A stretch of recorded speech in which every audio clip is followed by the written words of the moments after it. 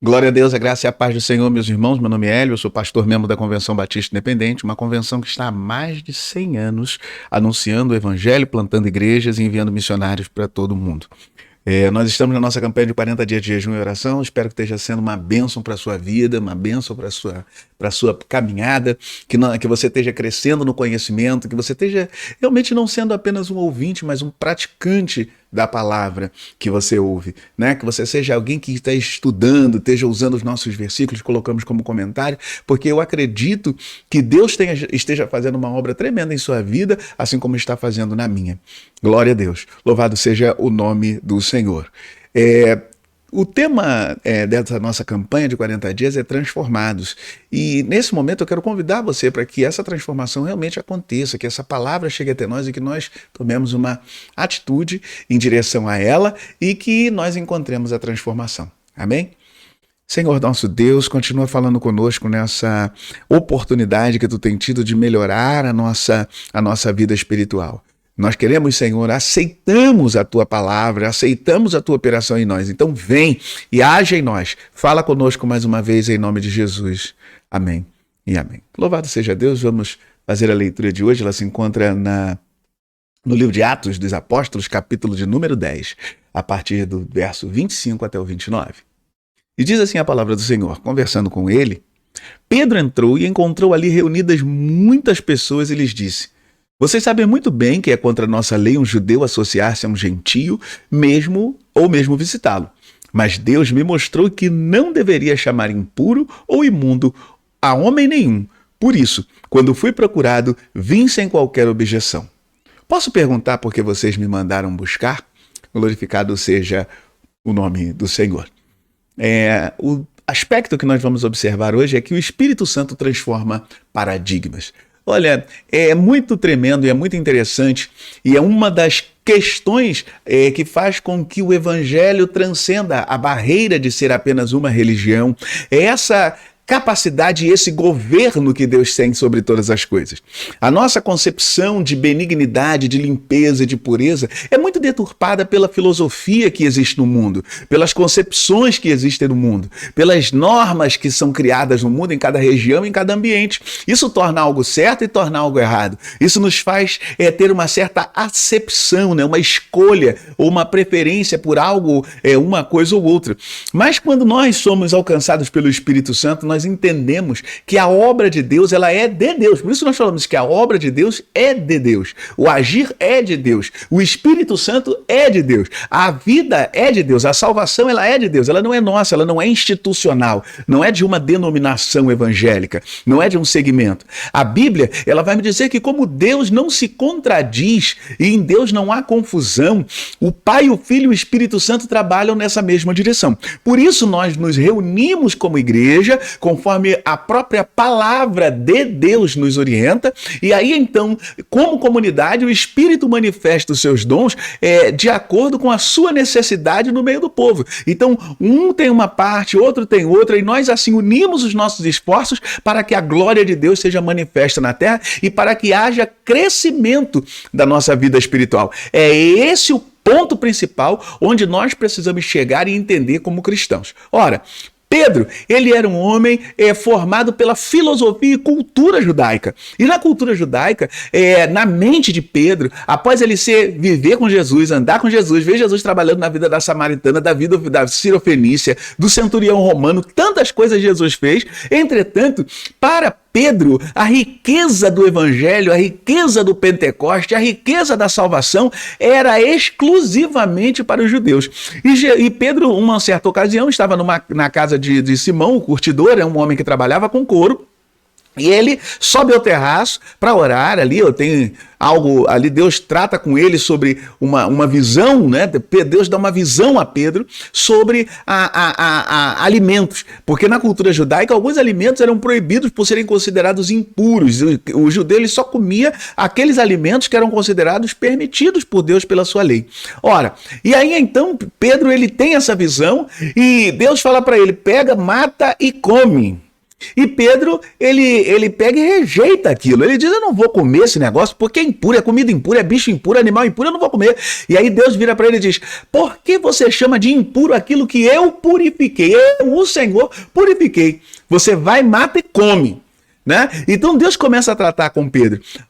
Momentos depois que isso acontece, aparece uma comitiva desse homem chamado Cornélio. Cornélio era um homem conhecido pelas muitas esmolas e pelas benfeitorias que ele fazia à igreja, porque ele reservava local, dava esmola, ajudava os necessitados. Ele era um homem muito generoso, né? Um homem muito caridoso. Entretanto, o anjo do Senhor aparece a ele e diz a ele, você vai e manda alguém chamar a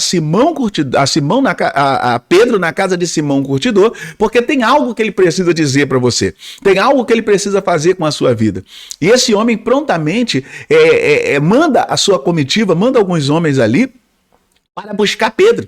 E Pedro, então, ele desce e vai até a casa desse homem. E chegando lá, acontece esse diálogo, né? E Pedro começa falando que não é normal que um judeu saia da sua casa, vá até a casa de um gentio. Isso aí é contrário às leis judaicas. Olha bem, né? O homem do evangelho, o homem chamado por Deus, né? E ele é levado até a casa desse homem. Ele falou, eu só vim porque Deus, antes de te mandar lá, ele já me tratou e disse que não era para eu chamar de imundo aquilo que ele purifica. A Bíblia vai me dizer, irmãos, que enquanto Pedro está falando, o Espírito Santo de Deus desce poderosamente, entra poderosamente na vida de Cornélio e da sua família, que não eram judeus, que não eram discípulos de Jesus, mas que receberam essa palavra poderosa de salvação, deram crédito àquilo que Deus queria fazer a sua vida através de um anjo. Nós vemos, irmãos, que o anjo não falou do evangelho, o anjo não ministrou a palavra de salvação, o anjo não fez nada. Ora, o evangelho, quando começa a se manifesta, o coração daquele homem está tão pronto para ouvir o que Deus tem a dizer, que o Espírito entra e se apodera da vida dele de um modo sobrenatural, e Pedro se maravilha, porque ele começa a entender que o evangelho não é restrito a um grupo A ou grupo B, ou etnia A ou B. O evangelho é a salvação de Deus para todo o homem, para toda a humanidade. Toda a humanidade pode ser alcançada pelo evangelho. Ora, o desafio de hoje é nós entendermos que a nossa mentalidade precisa ser modificada. Nós temos a tendência de pregar o evangelho somente para quem já é evangélico. Temos que pregar o evangelho, temos a tendência de pregar o evangelho apenas para aquelas pessoas que já são favoráveis ao evangelho. Nós resistimos à pregação do evangelho para aquelas pessoas que nos parecem difíceis, nos parecem não nos querer ouvir, não nos parecem querer ser alcançadas por essa mensagem, porque nós achamos que somos os gestores da salvação, os administradores da glória, nós somos os donos do poder, e nós assim então fazemos e falamos como queremos, mas o poder transformador do evangelho vai nos levar à posição de mordomo, vai nos levar à posição de servo, que age aonde Deus quer, que faz a hora que Deus quer, que opera como Deus quer, no momento que Deus quer. E a Bíblia vai me mostrar que esse homem é alcançado pela graça de Deus. A Bíblia vai me dizer que a mente de Cornélio, assim como a mente de Pedro, sofre uma grande transformação. Em primeiro lugar, o Cornélio começa a entender que as esmolas dele chegaram no céu, mas não eram suficientes. Esmola, obra de caridade, benfeitoria, educação, bom trato não é suficiente. Faz parte. A Bíblia diz que Deus nos deu as boas obras para que nós andássemos nela. Nós temos que fazer as boas obras, nós temos que amar, nós temos que fazer, nós temos que ajudar. Isso é natural, você não está fazendo nada demais. Mas a Bíblia vai me dizer que a salvação se dá pelo poder de Deus, a cruz do Calvário, pela pregação do Evangelho. Deus resolveu salvar o homem pela pregação do Evangelho. Paulo, quando se converte, ele precisa ser visitado, porque ali algumas coisas do evangelho são passadas para ele e ele então tem as escamas dos olhos tiradas e volta a ver e volta a enxergar. Porque o evangelho nos abre os olhos, o Espírito Santo nos abre os olhos, a nossa mentalidade cultural muda e nós passamos a parar, nós paramos de fazer acepção de pessoas, nós paramos de fazer escolhas segundo as nossas concepções e a nossa percepção cultural. Nós achamos que o evangelho pertence a um grupo, mas o evangelho é poder de Deus para a salvação do que crê. A mente de Pedro é mudada nesse contexto e a mente de Cornélio é mudada. Ele aprende que não é suficiente a caridade, mas é necessário o poder de Cristo do Evangelho. Pedro aprende que não é domínio do homem as dimensões do poder de salvação, mas o homem é servo e desce à casa de Cornélio e desce aonde Deus mandar. E nessa palavra superficial, bem simples que nós trazemos aqui, mas cheia do poder de Deus, a tua mente se abra e você possa entender que o Evangelho é muito mais poderoso. E ele transforma os sofismas, né? Jogando por terra esses pensamentos filosóficos do tempo presente que tentam aprisionar a tua mente em conceitos sociais. Questões sociais do que é certo, do que é errado, do que é bom, do que é ruim. Ora, nós devemos amar, devemos levar o Evangelho, e o próprio Evangelho, pelo poder do Espírito Santo, se encarrega de fazer a sua obra. Nós não somos o Espírito Santo, mas somos transformados pelo seu poder. E esse poder ainda continua, irmãos, esse poder ainda continua transformando pessoas, transformando almas, transformando vidas. Que você possa, nesse momento, receber o poder transformador do Espírito Santo e que ele transforme os seus paradigmas, que ele transforme as suas limitações culturais, sociais, filosóficas.